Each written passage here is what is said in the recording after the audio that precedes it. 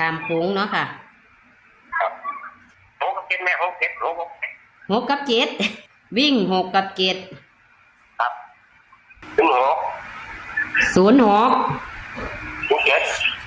ศูนย์หกศูนย์เจ็ดถึงหกถึงหกค่ะถึงเจ็ด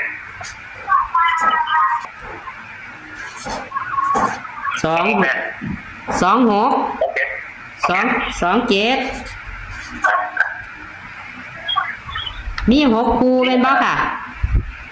มีหกคู่บ่ว่าเอาจะเรื่องที่หาแม่เนี่ยสี่ห้าครับ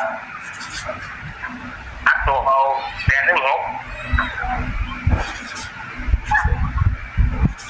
แปดถึงหกแม่ค่ะ816แปดถึงเจ็ดค่ะ817เนี่ยต้องพูดอย่างนั้นก็นี่คือขามโค้งบนรางเป็นบ่ค่ะนี่ล่างเดียวบนนี้ไม่บนนี้บนนี้นี่บนย่างเดียวอืมแม่ล่างมาแปดแม่ล่างมาแปดนะแปดล่างแม่ล่าง8ข้ามโขงเซียนไซว่านวันที่8เมษายน67นะคะข้ามโขงไปด้วยกันวิ่ง6กับ7บนอย่างเดียวค่ะพี่น้อง